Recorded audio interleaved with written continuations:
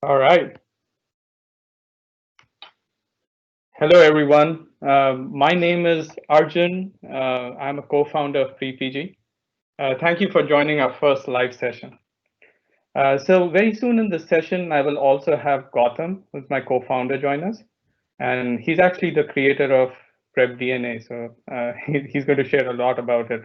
You'll also get inside stories about how it actually helps you. How do we figure out PrepDNA? What's special about it? Um, So let me tell you a little bit more about what we're going to do today. So leading up to this session, several of you who are here, you must have seen that we sent out a survey and we asked you questions, like what are the questions you want answered. We got thousands of questions on the online survey. And what our team did was we took these questions and we put them into different categories that I will show you in a moment. Note that we will not be able to answer all of these questions, but we wanted to show you the categories that were asked. This was a question, this was a session that we said we are specifically focused on PrepDNA. There were many related to PrepDNA, but we are going to keep having more such sessions to answer questions like these for you. Um, and we'll also in this session focus on PrepDNA and things that are unique for Pre-PG. So let's just dive into it.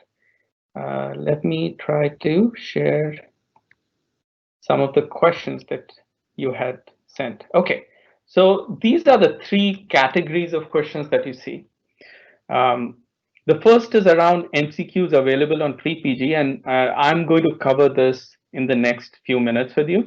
But let me talk about the other couple of categories too. So using Pre-PG and PrepDNA.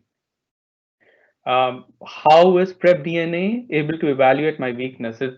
People always wonder how is it's able to accurately figure out where you are exactly, what is your exact weakness, what is your exact strength, and Gautam is going to cover some of that. Then there is how can I use PrepDNA effectively? This was perhaps the most asked question.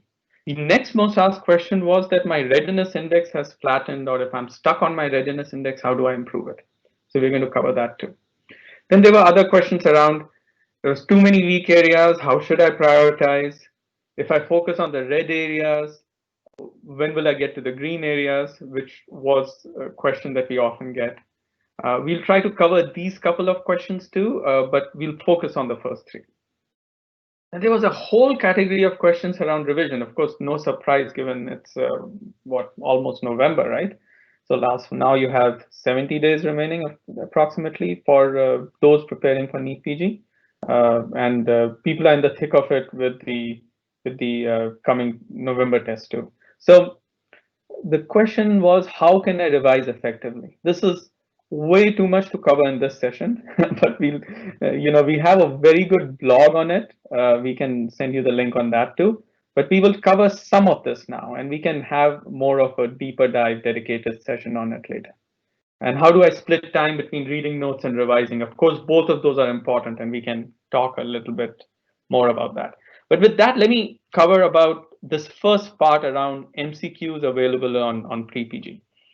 Several of you asked that you want more access to clinical questions, and what should the approach on clinical questions to be?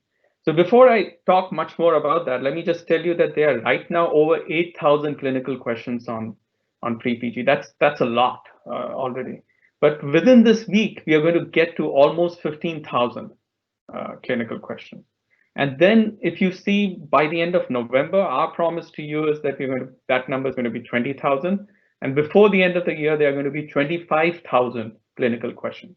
Why so many? First of all, this is going to be the biggest database question bank of clinical questions. And why are we creating such an extensive clinical question bank? To answer that, first you have to realize that these questions are not hard. In fact, the answer to these questions already exist on Pre-PG. They always existed on Pre-PG. We've seen that the clinical questions that came in the latest NEET PG, they were actually there in Pre-PG already. But it requires a special new skill, and that special new skill is reading comprehension. This is a brand new muscle that you need to develop. Next will give you 3 times the number of these questions, amount of time for these questions. In NEET, you will not get as much time. So you gotta focus on reading comprehension, develop a skill, almost a muscle for it, and we will prepare you for that. First of all, we have these questions already, and they are going to go up to 25,000. So you are going to have that entire database. You have to realize that there are 2 more things you can do. First, in our case, we have a separate clinical question test. We are going to take that away, and we are going to incorporate between 20 to 40% clinical questions, depending on the subject, in our daily test. So take the daily test and attempt those, and get the real feel of getting clinical questions in the middle of the test. Develop that muscle.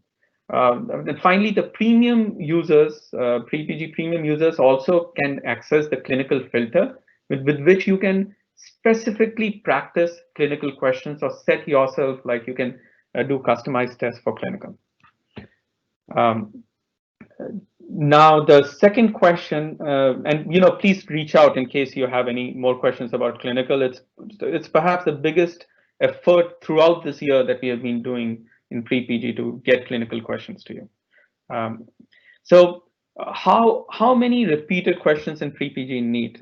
We have done this over the last 3 years.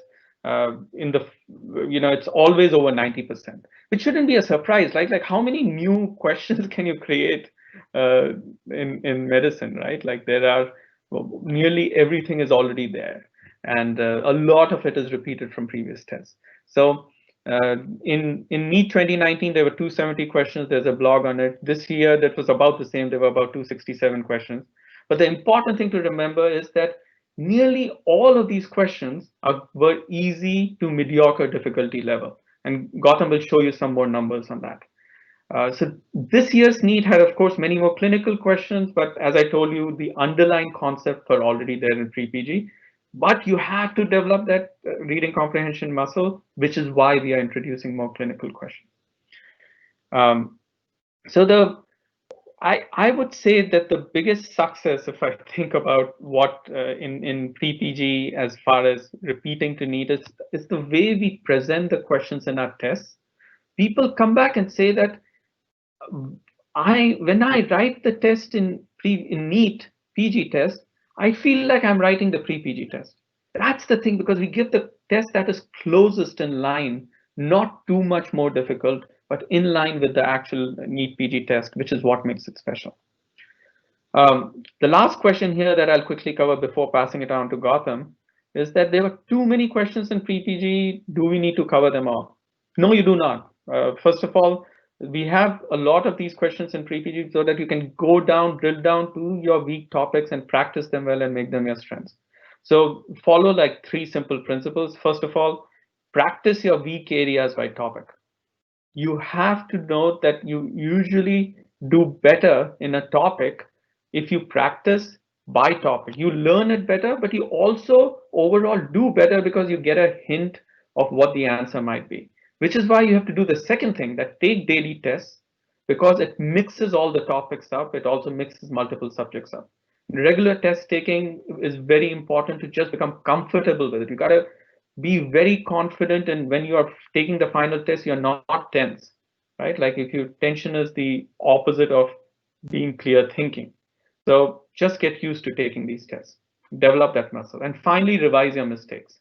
There's just so much you can do. And Pre-PG, we have made revision a science, not leaving out to the art of creating a revision list. We have daily revision, which regularly makes you practice on revision, and deep revision, which will make you go deeper into not just your weaknesses, but also strong areas and strengthen them. So Gautam and I will talk a little bit more about it by way of example. So with that, I want to hand it to Gautam, who will take you through some more details about PrepDNA. Gautam?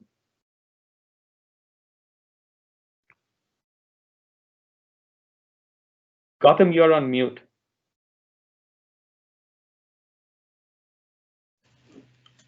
Is it clear now? Yes. Awesome. So yeah, hello guys. So I'll just tell you what is PrepDNA, but before it, I should really tell you why we got to it. What was the biggest reason why we created PrepDNA? And then to get to it, you need to go a step back and see why did we create MCQDB. So me and Arjun are engineers. It's just fairly simple. We work with the big data. That's all that kind of stuff. But it is fairly, if you look at the patterns and how we prepared and how we see our siblings prepare and how we see now kids prepare, we realize one big thing, that preparation is more about strategy than really how much effort you put up there. As simple as that. And what is the strategy? Strategy is simple. Like when I used to prepare for IIT, I would spend most of my time on my weakest area, knowing that that is where I can increase the most. The strongest one won't increase as much. To give you an example, let's say your strongest suite, like pick a subject. You are really good at it. You are easily scoring around 75%, maybe 80%, right? 80% is a big number in medicine. So if you are consistently scoring 80% and you spend some time, quite a bit of time on it, and you try to get to improve it by 10% more to 90%. It is extremely difficult to go from 80% to 90%. But then if you find another subject where you are at, like, let's say 50%, from 50 to 65 is much easier job than going from 80 to 90. That's the simplest thing. And the easiest way to figure out how difficult it is you can never improve more than 20% on 80% thing, versus you can improve up to 40%, 50% on the 50% thing. Right, so that is the basic premise why we had to create it. So once we said, okay, now we need to figure out the weaknesses. What makes it that a student is weak or strong? One easy way to do is we can just go and see how many percent, what's the percentage of questions you are getting right. That's fairly easy to do. Like everyone can do it and say, like person X is scoring 55%, person Y is scoring 65%. It's good. You can do that. And that will give you a good insights on how good or bad you are. But is it enough? And then we said that's not enough, because not every question is the same. So when we started looking into it, we found that, Arjun, can you go to the next slide?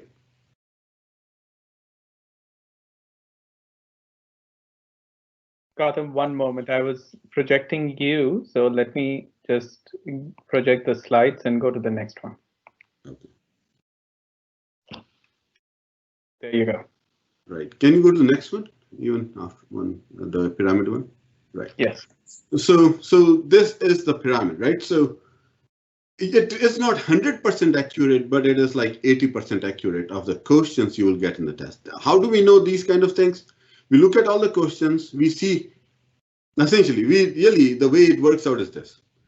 Every question is we are trying to figure out, is it a difficult? Is it easy? Is it medium? Where does it lie in the spectrum? And all that we are always trying to do is we will match the question with the student as much as possible, so that you are always given challenging questions at your level. So percentage correct to us means nothing. It just says if it's difficult questions, most likely it's been given to really smart students. And so if it is like 35% correct, okay, that's a 35% among the smarter students. If we take that difficult questions and give it to weaker students, it would probably be more like 10% correct. But that's why the percentage correct is a direction, but it's not the real thing. It's the thing that says easy, medium, difficult. That is the most important thing. So anyway, so when we look at the questions that come in exam, they are pretty much in this pyramid. Examiner always tries very hard to make sure everyone can succeed. Flat out, that is always true. They will always make sure that even the weaker student can score up to get 30%, 40% questions correct. That has been true in IITs, that has been true in every single exam that I've seen. And that is why that 40%, 45% of the questions, it's kind of somewhere between 40% or so. We write it 45 here, a bit less than that. Those are easy questions. Anyone who's aspiring to get through, they just cannot get these questions correct. In fact, they know answer to all of them, right? The next one are more moderate questions. These are the questions that are not that easy, not that fundamental. You normally learn about them in your coaching classes, in your notes, and all those things are covered. More importantly, these questions are moderate questions because it's not the easy knowledge, but it is the important knowledge. And professors prefer to ask questions in these areas quite a bit. But then these same areas are covered nicely. If you have a really good notes, they will cover quite a bit of moderate questions. Hard and very hard, forget about them. Even we don't focus on them because they really only play a role when you are really fighting for top 100 positions. You're not fighting for top 100 positions or top 200 positions, not much to worry about. And the reason the question becomes hard and very hard is like a tricky question. It's always trying to trick you into something that seems correct, but it's incorrect. It's very difficult to get through it. Hard is the one which is like obscure knowledge, which is you really have to read every line of the textbook to get there.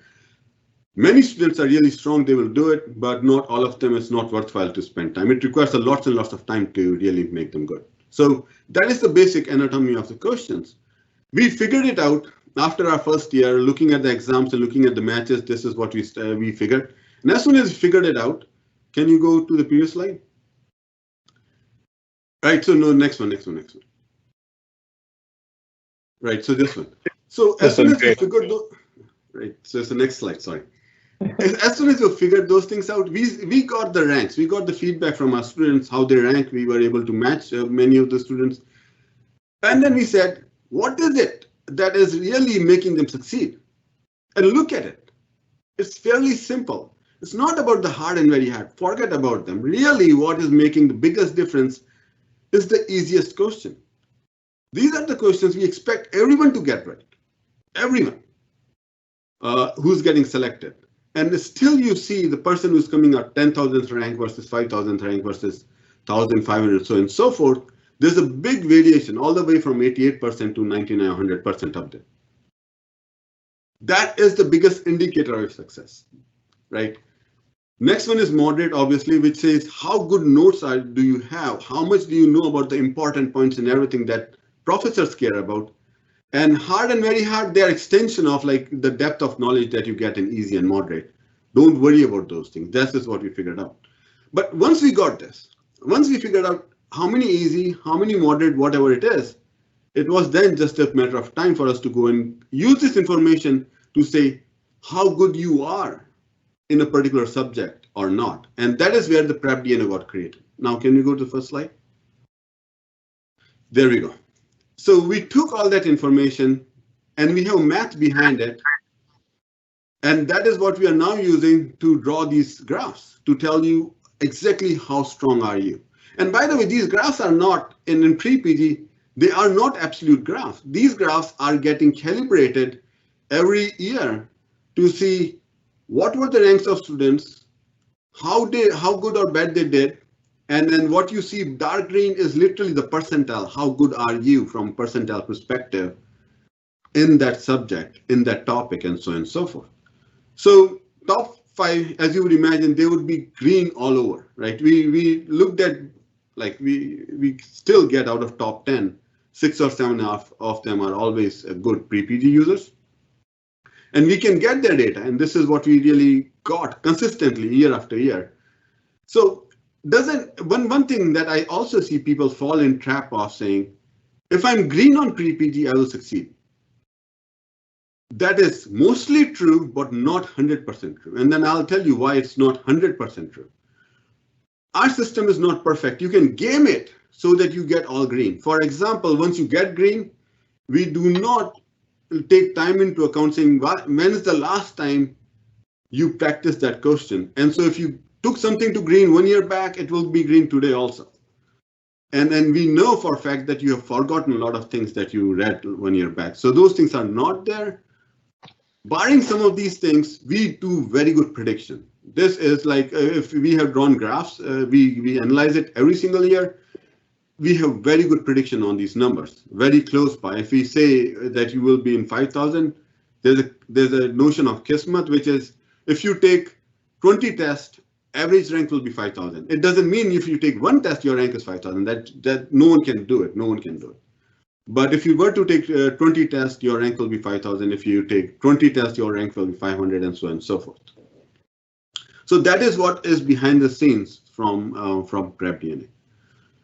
So one thing that I wanted to mention here that Gautam just said, we are very unique in the fact that I'm hearing a little echo, but we are very unique in the fact that we take feedback from the market to fix our analytics. So when we will actually get actual ranks, so we have PrepDNA of everyone from toppers to people who get in the 30, 40,000 ranks too. And you'll say, were we able to predict it? And we actually, year over year, we find that we were able to predict it, except for a few anomalies that Gautam talked about, which is the most special thing about, because we are continuously improving PrepDNA. Go ahead, Gautam.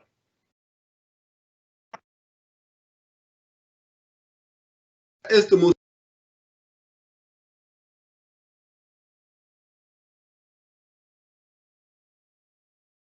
okay, so that is the most important thing. We are always tweaking it. We are always trying to make it better. We are always trying to say, if you're preparing properly, this is a speedometer which is telling you, or mile meter, whatever you want to say it, is telling where are you in your preparation graph. So that is pretty much all about PrepDNA up here. Let me grab a couple of more things. Just there are a few more questions. Can you go to the question slide?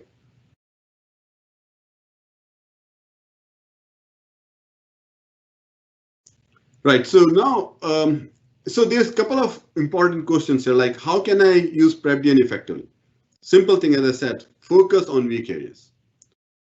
Those are the things you can improve the easiest. That is what is going to give you the best bang for the buck, which means if you spend 1 hour, you will learn most in the weakest areas, not in the strongest areas. And that is what we tell you. Now, one of the questions that I get all the time is, I'm stuck with my readiness index. It's not going up. So you need to understand what's happening here. This is the most basic thing. And then, so remember, our memory is a leaky bucket. We can memorize things, but we will always forget them. So if you are not preparing properly, think of it, you have filled your bucket to a level and it is leaking, which means you are forgetting all the time and you are pouring up on the top. And you will keep forgetting it. And that is the time when your readiness index starts flattening out. Everyone has a rate of forgetting and a thing, and which means they will flatten out at different times. You can do some very simple tricks. First thing, when that is happening, that is a big indicator that you are not studying with a focus. You are really every single day you come up and say, okay, I want to revise medicine and biochemistry and one more subject. You do questions at that high level, just cannot remember it. You will forget them. And so you are not really making improvement. You are doing certain things, then you do some other thing next day and next day and so on and so forth, and you're forgetting them equally fast. That is what's happening. And that is the biggest reason of readiness index. Now, a small trick, I'll tell you this, how to fix it. This is also the very important thing. It is fairly simple. Focus, which means when you prepare, do not prepare at a medicine level. That you won't. Medicine is too big of a subject, right? Remember, in your college, you had a whole year to devote it to, and still you could not remember it all the way through. It is a big subject. You cannot ever revise it when you're only practicing questions at the top level. The only way to do it better is if you go topic by topic by topic. That is how you remember questions. And if you do a topic and in Pre-PG you go over 40 questions, you'll start seeing the questions from the same areas are coming over and over.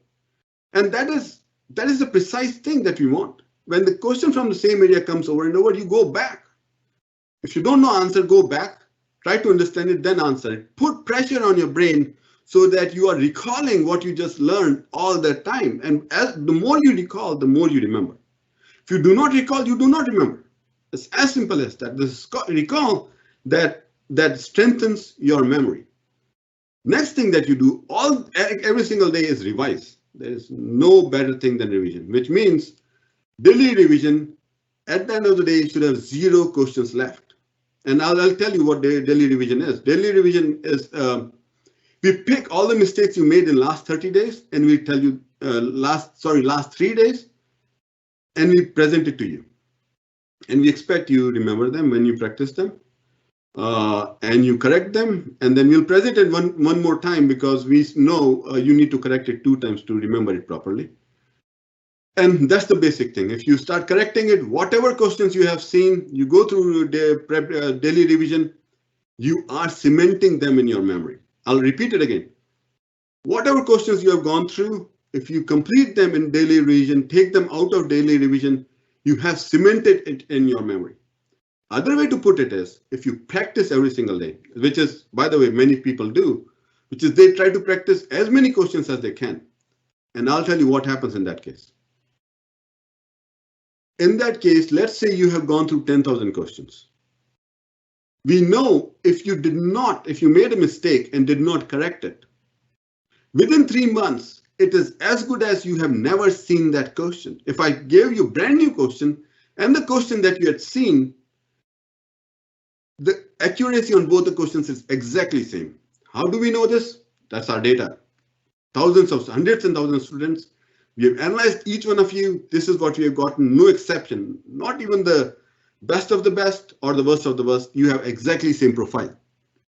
3 months, make a mistake, don't correct it, it's gone. But if you fix it and fix it twice, then you will remember it. You will not forget that question for next 6 months. If there's one thing you want to take away, that is the single thing. Cannot be more precise about it. Just get that questions correct. And that is what daily revision is for. Keep doing it. You practice 50,000 questions on MCQDB. You do this thing, you remember 45,000 of them at the end of the day. You don't do revision, you remember only 25,000 of them. And by the way, you knew those 25,000 to begin with. We did not help you anyhow. So that's basically it from the PrepDNA and how to make it better. Arjun, if I missed something, or are there any questions that I need to answer? No, this is good. I think we should start looking at some of the profiles of the doctors, looking at specific cases over there. Right. So let me share my screen before. Give me a second. Great. And while you are doing that, let me just talk about that. In our survey, there was overwhelming response of people who wanted to join in. So we chose 3 doctors, and we contacted them if they were willing to share with others. We are going to keep them anonymous, but they know who they are, and we're going to give advice online on PrepDNA. And the best way to learn is to look at what others, looking at actual case studies, right? Like, you guys are all doctors, you know that looking at specific cases gives you a deeper insight than some of the words that we have just spoken. So we want to bring some of these concepts to life by showing you actual cases. Gautam, are you able to share? I'm getting there. Okay. So let me know when you see the screen. Great. So this is from one of our students who has been practicing on Pre-PG for quite some time. As you can see, it's over a year. There's a gap in between. And basically, this student last year was focused on clearing FMG. This year, they are focused on clearing NEET. And anyone, you can sympathize when you are at level 40 or so. It's all red, and then now you can see the student has improved quite a bit. So what I'm going to do here is, I'm going to tell you what's happening and how I would expect the student to focus, and what are the things that they have to look at all the time, and what I look at PrepDNA as soon as I see it. So first thing, I see that this looks, if you're improving, it seems you are improving nicely. This looks going in the right direction, and I will directly jump to this success rate by difficulty. Here, in order to succeed, we need to make this, the easy one, go over 90%. That is where the guarantees start coming in. 83 is way below where we want to be. This is the easiest one to improve. This really focuses on your core fundamentals. And so my feedback right here is focus on fundamentals. Like, why are you getting these easy questions incorrect? What's going on there? This is something that we expect you to do right, given the PrepDNA that you have. So that's the first thing we always look at. Second thing we all again look at is what is your memory curve. So first time when you see a question, you are getting around 66% correct. I know this student practices a lot. And in that case, if I see 66%, which is a huge amount of practice, in the exam, I would assume it's a bit less than that. It's going to be more like 60%, because remember, as I said, in practice, you will, if you're practicing at a topic level, you will start getting questions from the same topic where the probability of getting them correct increases, because you can go back, and we want that. We want you to go back and look at the questions that you're not able to get right. Try hard to get as many questions as right, because those are the questions you are going to remember. So it's going to be, in reality, it's a bit lower than this, but this is a good thing. What we want is to cross over 70%, but I think the student is going to get there in a month or two. This revision one is saying, in these last 3 days, the questions that we ask you again, how many of them are you getting correct? And this is good, because I can see the student is focusing on it. He or she is remembering quite well. And then correcting them, like 3/4 of the mistakes that were made in the last 3 days have been corrected. And that is the best thing you can do. This is what is telling you that you are remembering things. If you don't do this well, you are not remembering them. As simple as that, right? So those are two things that we look at. There's another thing that we have hidden. It's not public, but we go and see is something called daily effort DNA. And I normally go back and take a look at it, saying how regular you are. And how are you practicing on a daily basis, right? So I can see on a daily basis, this student, like today, he or she had spent quite a bit of time on anesthesia, and I'll tell you why this is good. Let's see, is it a good day? Right now. I'm just going back a bit. So I can see that the preparation, the focus on anesthesia started on 26th. This is where this student picked up anesthesia. He or she wanted to make it better, spend quite a bit of time doing questions. I would have expected him or her to do a lot more questions, not just 300 something. 300 means you have only spent 3 hours practicing it, but maybe take more questions. And I would see the next day, okay, next day there are more questions coming in, mostly from revision. I can see this 112, but 41 new areas. When I look at these two things together, I see, okay, in anesthesia, this student has practiced enough. But has she gone or he gone all the way in depth? If you plan to come back in 2 weeks on this thing, it is good. But if this is your first time revision, this is not good enough. We expect you to do over 1,000 questions or over 700, 800 questions in anesthesia before moving out. This is a small subject. We have a lot of questions there. You want to do that to really cover the full breadth of anesthesia. But this is a revision, so I think it's fine. Now, one thing that when I'm looking at it, I'll get back to it again. Let's come back here. Anesthesia is really the topmost subject here, right there. It's the second one. The question now is the second one because of this revision, or was it second one when we started? Let's go and take a look at it. This tells us, is the student putting time at the right place or not? Right, that is one of the most important things. I'll click on anesthesia and the graph loads up. Let's wait.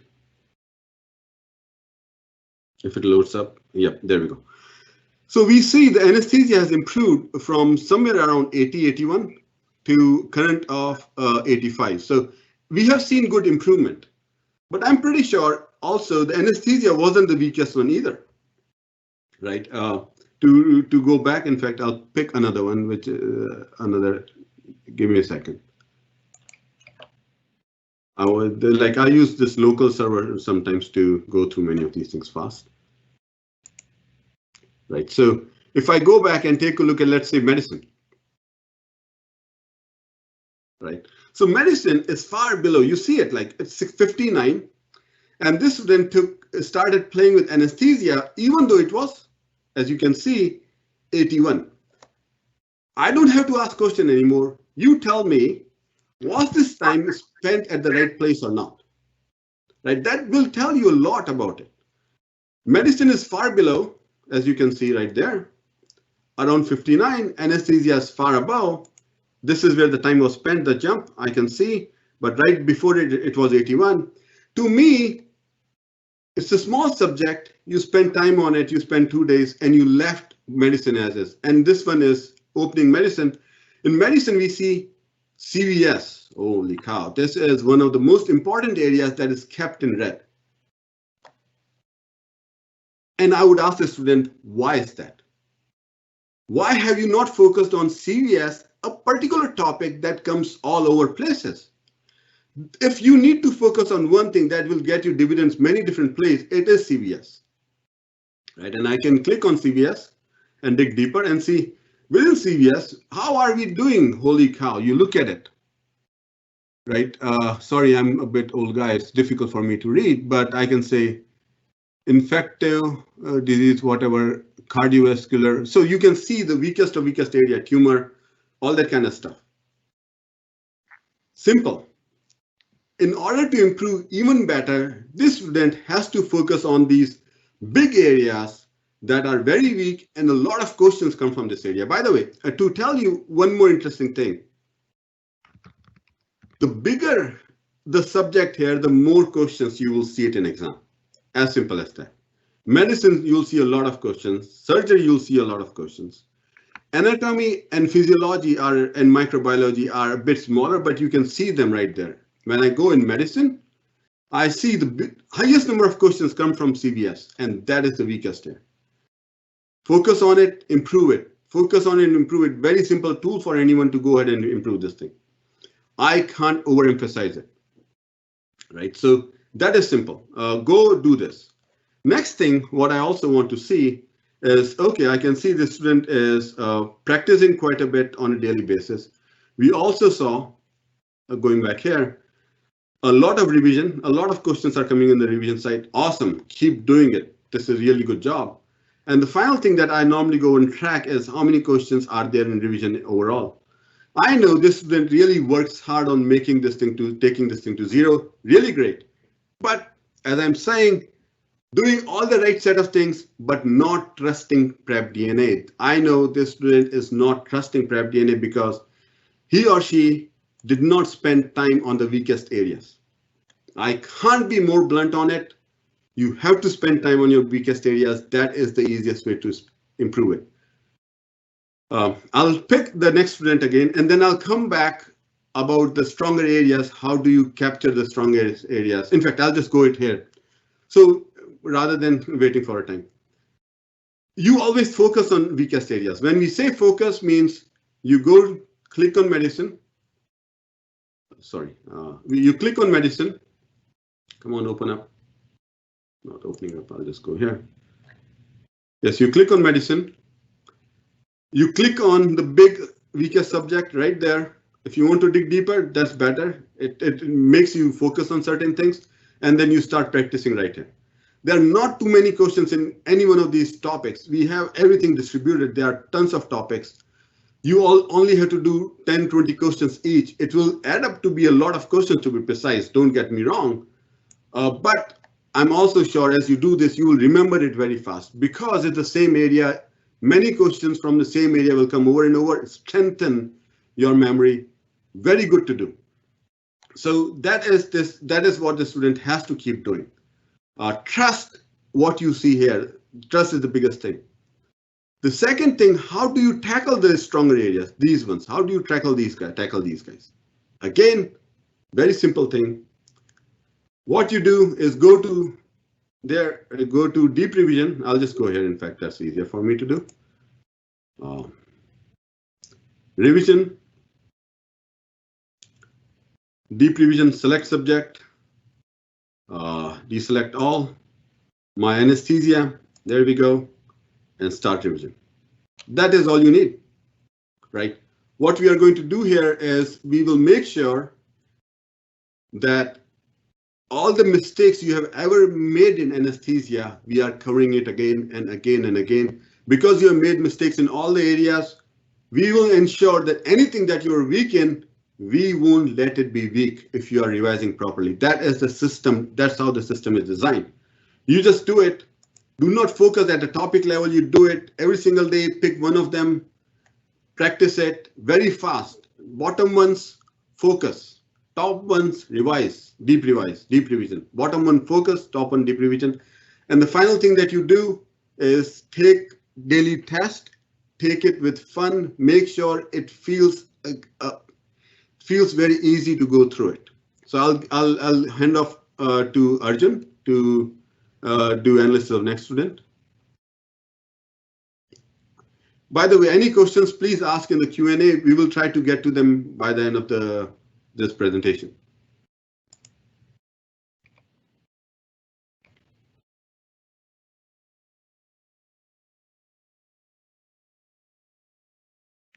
Thanks, Gautam. I see we are drawing closer to the end of the session, but I can still do that one student. Maybe we might not be able to do the third one in this time period.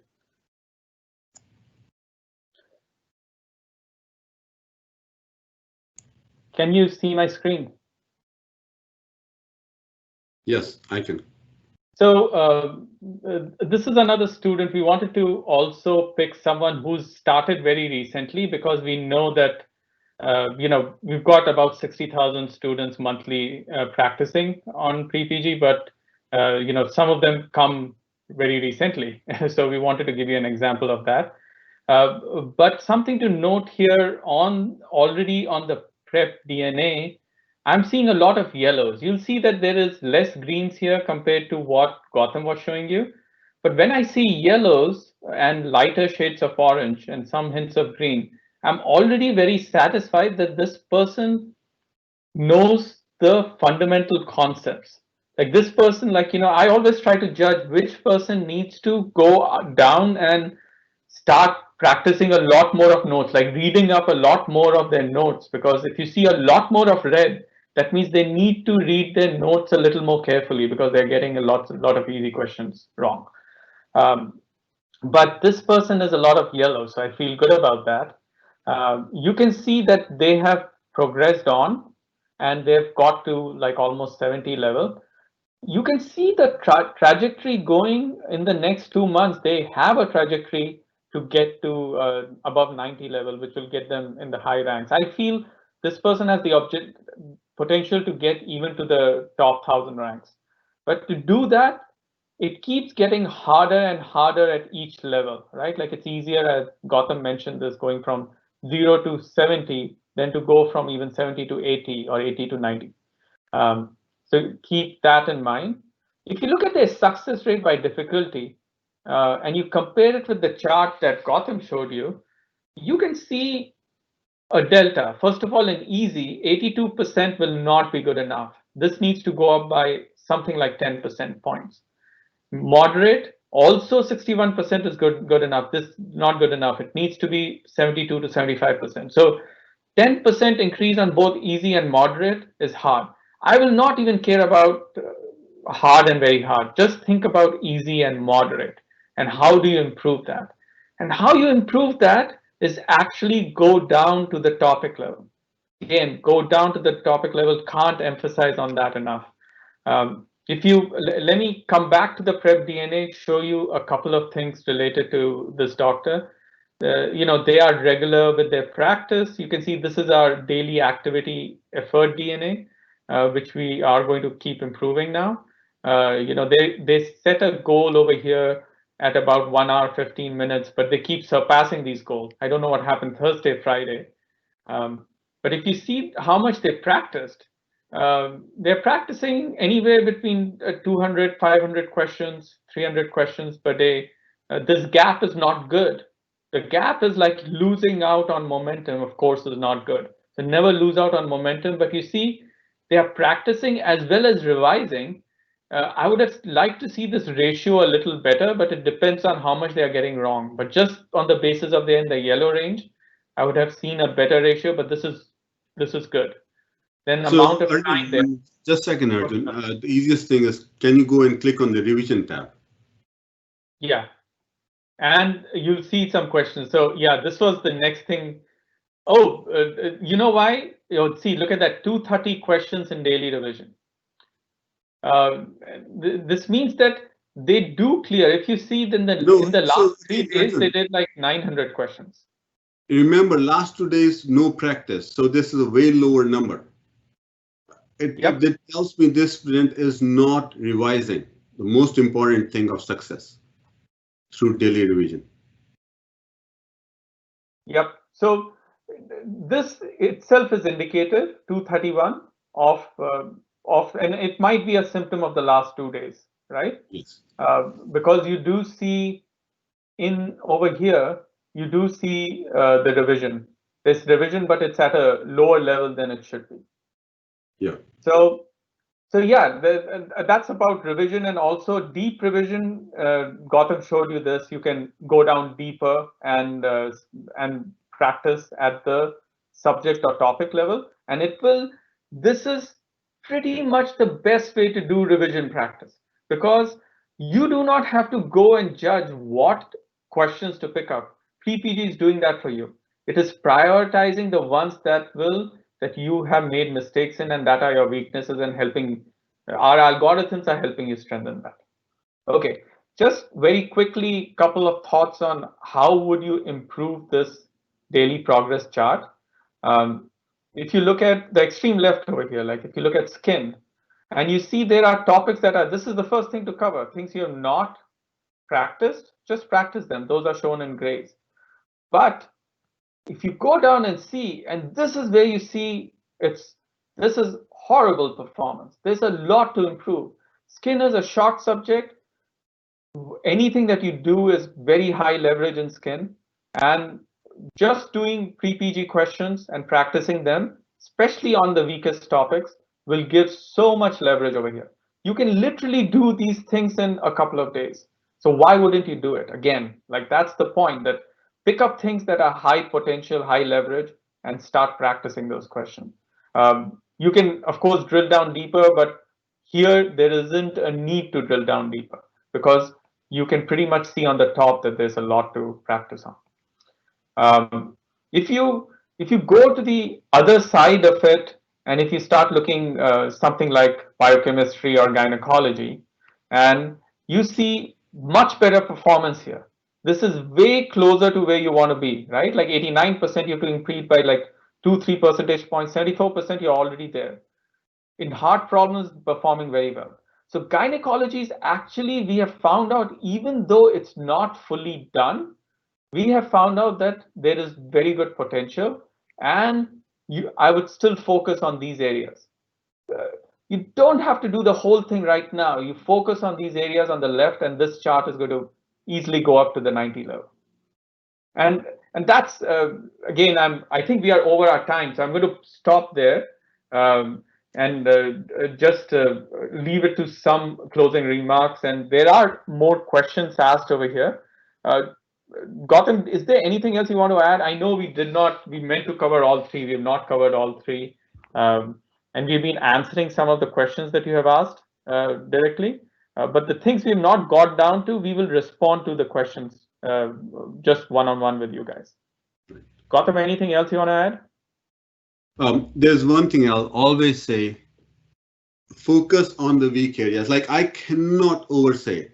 That is the simplest thing. Your preparation technique has to be fairly simple. Focus on the weak areas, revise. Focus on the weak areas, revise. Revise means sometime to deep revision, sometime to last 3 days revision. That is all you need to do. There's no other science. You are doctors, you know how memory works. We are optimized to make sure we can make best use of your time to memorize you things. Nothing out there can outdo us from memory perspective, right? We are not a textbook, and that is deliberate from our perspective. We are a tool that will focus and make sure that you remember everything that you have done on Pre-PG if you do it right. If you do it right, and the way to do it right is focus on the weaknesses, revise, never let a question go out without correcting it. Let's repeat it. When you make a mistake, through daily revision, make sure you have corrected the question. If you did not correct the question, it's as bad as you never saw that question. I'll say, if you did not correct the question, it is as bad as you never saw that question. So it doesn't matter how much practice you do here, it's worthless till you correct all the questions that you have done on Pre-PG. That is single line if you can get it. So yeah, that is my most important thing that people don't realize, students don't realize. I hope they realize it. That is my I can't overemphasize it. I'll say it 10,000 times. I can't overemphasize it. You guys need to make sure every single question you have seen, you have corrected it, which means the daily revision is cleaned up to zero on a daily basis. That is it. I have nothing else to add. That is the simplest thing you can do, and you will really succeed on it. I'm just close with some housekeeping stuff. Gautam, thanks for that final instruction. And just one more thing to add there, that this is about memorization, learning, revision, all those things we do very well. One more thing to add is, like, you gotta do tests. Regular practice of tests gives you so much leverage over others. And this is the daily test that you do on Pre-PG. It will make you feel that when you finally take the test, you'll be comfortable. And it's very important to feel comfortable and calm during the examination. And Pre-PG has the daily test free for everyone, particularly for that. So please take the daily test regularly. Go ahead, Gautam. One thing we forgot to mention here, we are bringing a test that is, we call it clinical endurance test. The whole notion of that is going to be, it is going to be very difficult for you to complete in whatever time it is, but I hope you will get around 9 or 10 such tests before the real exam. You do it, each one of them, make yourself comfortable, because on the exam day, that practice is going to pay off like crazy. You will feel at home, no tension, no worries. And that is our job to make sure that happens. And Pre-PG endurance is coming up, clinical endurance is coming up very, very fast, probably next week or next to next week. And then it will come up every single week till the exams. Yep. So remember that we are having clinical questions in daily tests plus clinical endurance tests, which is going to replace one of the mini mocks. And we are going to prepare you for clinical like nothing else. The last thing is that we'll send you feedback link for giving us feedback on this session, and what else would you like to hear. As always, we engage with several of you, so we'll get that feedback directly. If there are more things, there were many more questions that you had asked, and there are many more questions in the live Q&A too. Thanks for everyone who attended. We will respond to those, and we will have future sessions to discuss these too. All right. With that, thanks everyone. Thank you, guys.